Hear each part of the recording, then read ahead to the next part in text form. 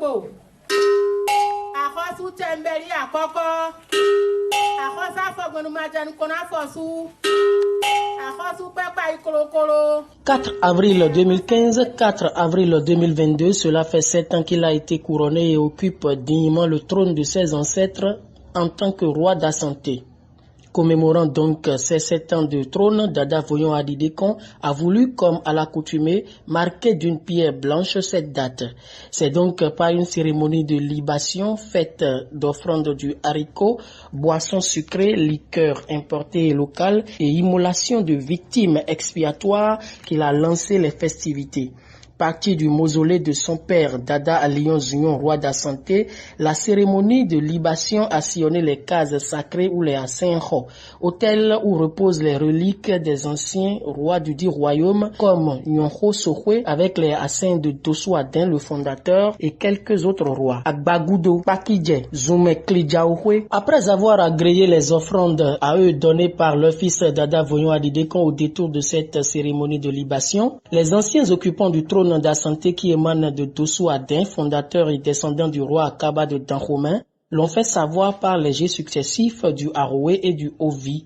sous la direction des Tassinons, prêtresses commises à cette tâche. Satisfait des messages de paix et d'abondance envoyés par les ancêtres, c'est dans la liesse que les louanges de Dada Voyon ont été chantées à travers une procession faite de chansons qui évoquent le courage, la bravoure et la gloire des vaillants rois qui se sont succédés sur le trône du royaume d'Assanté. L'occasion faisant le larron, Dada Voyon Adidekon, roi d'Assanté, a profité pour accomplir un de ses vœux qui date de quelques années déjà, mais qui lui était cher. Devant un parterre de ses pères rois des différentes cours royales des collines, d'une forte délégation des membres du parti mouvement des élites engagées pour l'émancipation du Bénin, Moël Bénin, qui accompagnaient leur président et la foule venue très nombreuse, une cérémonie sobre mais chargée de sens a été annoncée et exécutée. Écoutons ici Bokono Lankinon, docteur Juste Danroyon, souhaitant la bienvenue aux invités. Monsieur le maire de la commune de Glazoué, pour son représentant,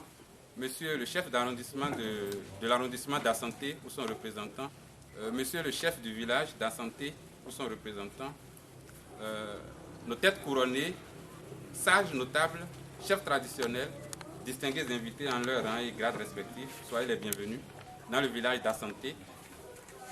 village dont le roi présent ici, Dada Adidekon Voyon, d'Envoyon, aujourd'hui commémore 7 ans de règne dans cet arrondissement, dans ce village d'Assanté, et qui profite de cette petite libation qu'il a fait aujourd'hui pour faire une grande prière pour toute la nation du Bénin, pour tout le département des collines, pour toute la commune de Glazoué. À la suite de son fils, Dada Voyon Adidekon donne plus de précisions sur le second volet de la célébration de ces 7 ans de règne.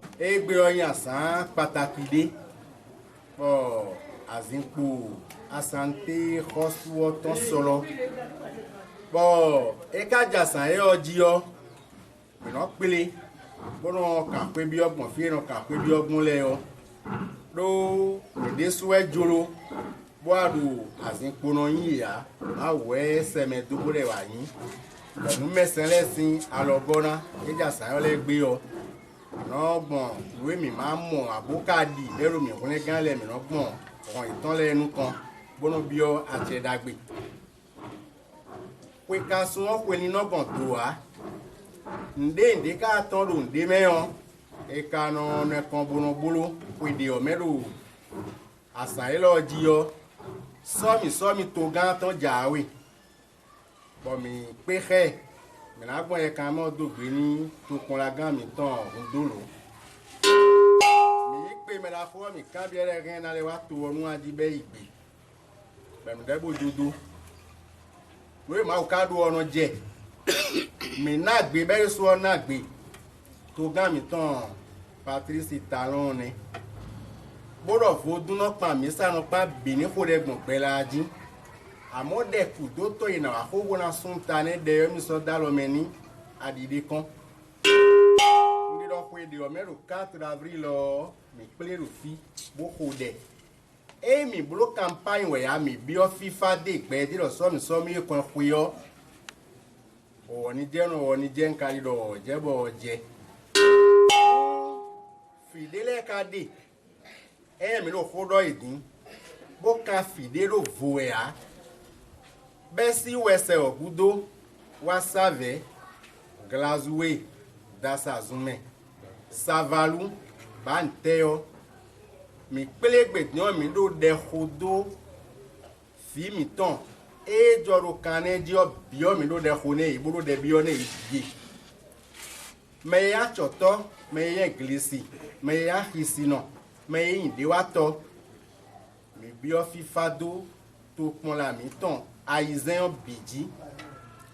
bo fi mi ton mi pelegbe din bona de ken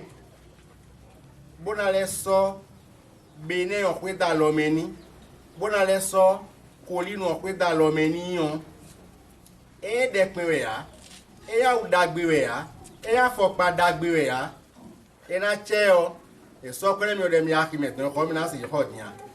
na che no for agbanji ya wa lomede suno tonu kemeta fori de meton we no yin na chero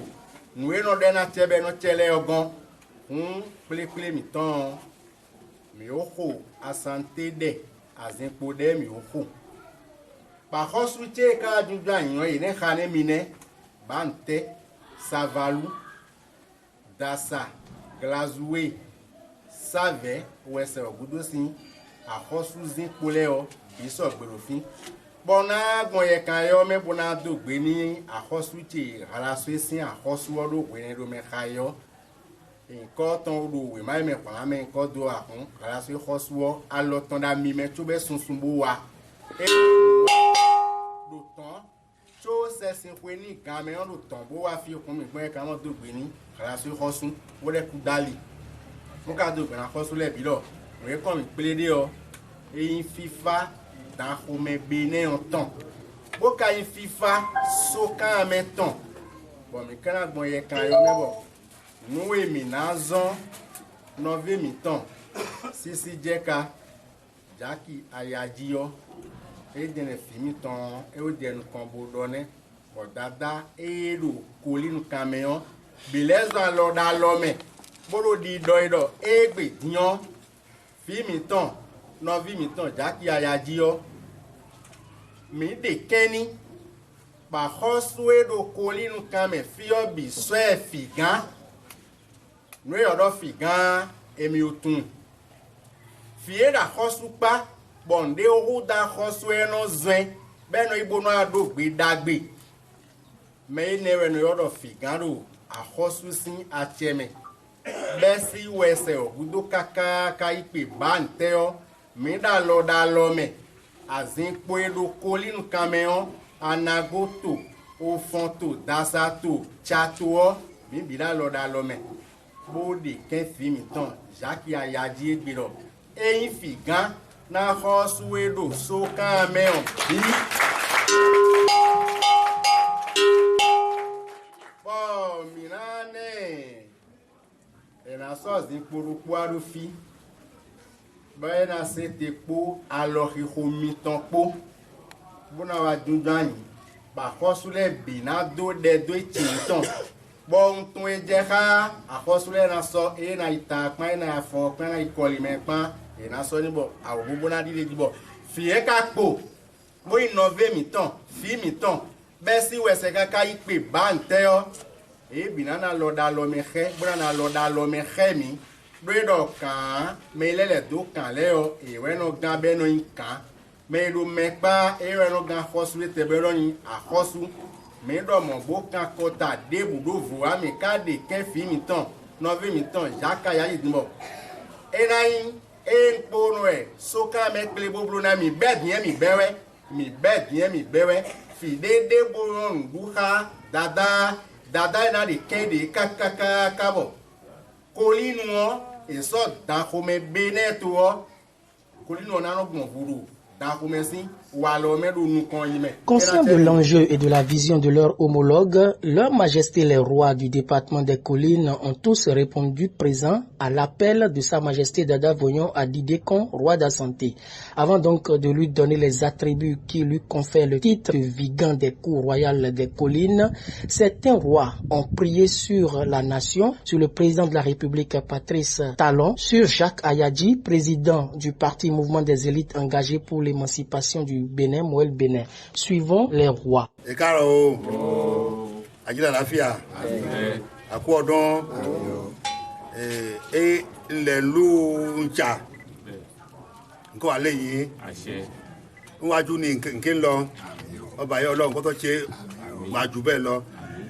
Lóní òpè ọ̀gá wa bí Jacques Ayadji gbogbo àmọ́ ní jíjẹ́ àmọ́ ní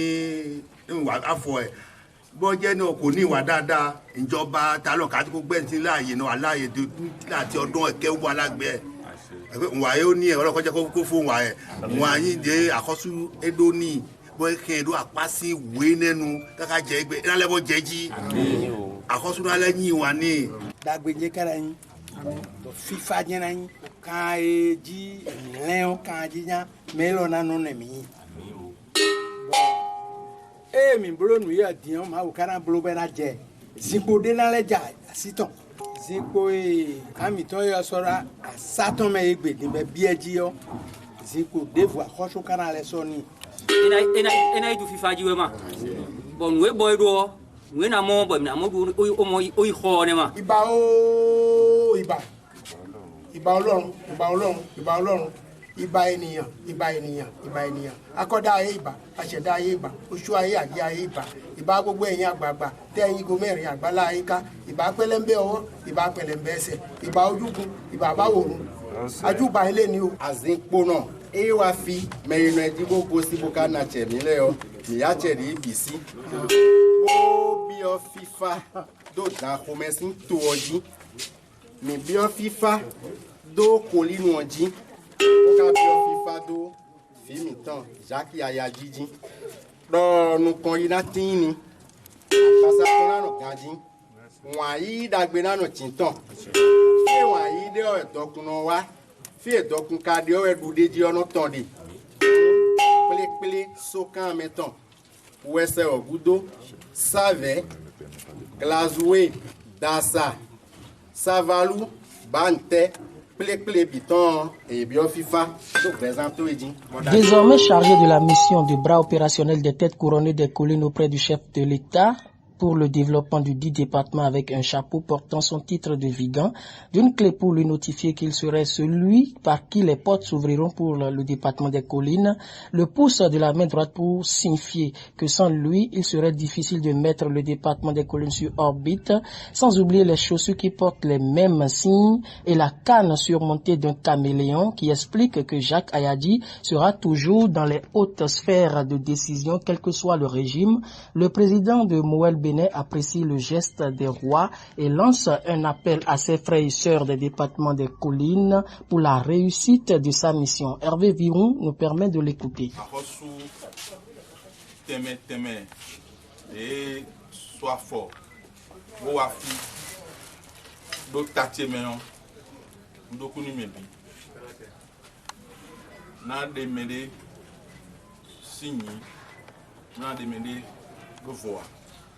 Mbe mi kule bodo kunimi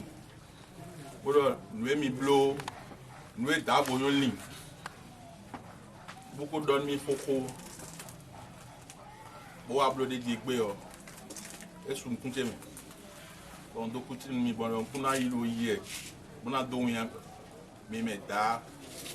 so kamenton le gbe o afoti di le bi na khero mi divi boka kplɔn viɔ wɔ viɔ se kpe wo se tonu na ye wa ndero tonu kɔn bɛ ne ŋuyan mi gbedea gbede wo edze biɔ bona dɔ egbiɔ ne boka na biɔ tɔtsi nɔtsi nɔvitsi de yero koli mɛ lɛ bi dɔ ye ni kenkelen bo yi mi. figan mi so mi sans andion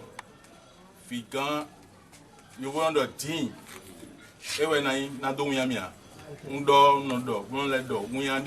C'est dans une ambiance très conviviale, ponctuée d'une réception offerte par le roi d'Assanté, qu'a pris fin la célébration des 7 ans que Dada Vognon Adidekon venait de passer sur le trône de ses ancêtres.